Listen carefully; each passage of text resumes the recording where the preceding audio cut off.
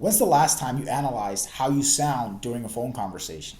I'm going to tell you a story about something that happened at one of my old jobs that really brought to my attention how sometimes unknowingly we are giving off a very negative impression through the phone to the people we interact with. When I started my corporate job at TI, I was assigned a mentor for the first few months. It was a sweet old lady around 65 years old, I believe.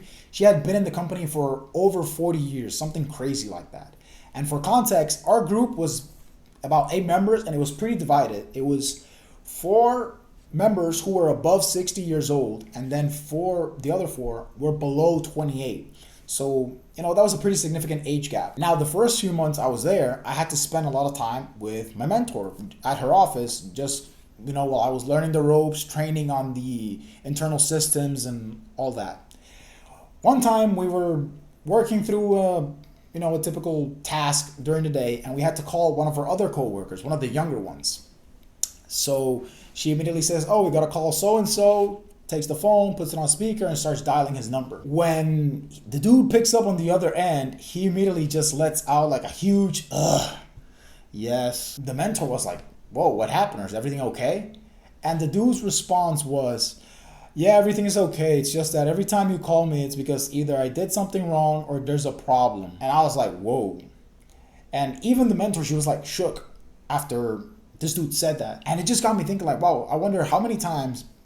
Keep in mind, I had just got there, so I don't know the history of their relationship prior to me getting there. But just imagine all the instances where they had a casual interaction or just a day-to-day interaction where unknowingly she was coming across as just like the bearer of bad news. And this dude already had that perception of her in his mind. And it just got me thinking that, even though it's work and sometimes, there's things to do and we have to, take care of what needs to be done, there's always room to take care of how you project yourself, especially when it comes to asking something that maybe the recipient isn't all that excited to do. And it's interesting because ever since then, I've even started to analyze even the way I talk to my family members.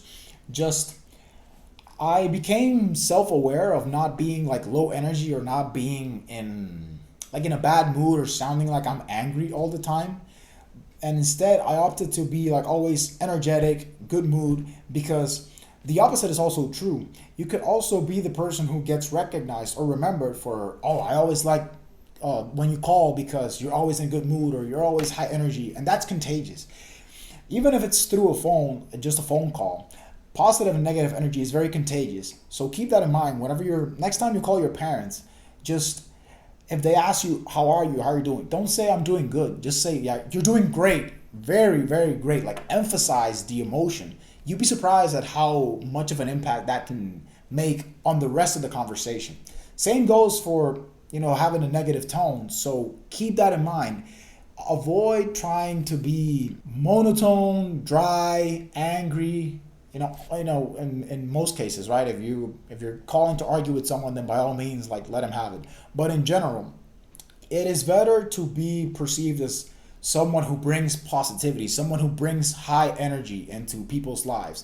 That will definitely help you more in the long run, especially when it relates to nurturing relationships and building stronger bonds with the people you care about or people you're interested in maybe doing business with. So that's a quick story I wanted to share. I was watching a random short that was talking about tonality, especially during sales calls, and it reminded me of the story, and I just felt appropriate to share this. So yeah, hope you enjoyed, hope you found it useful. If you liked it, let me know in the comments below, and I'll see you on the next one.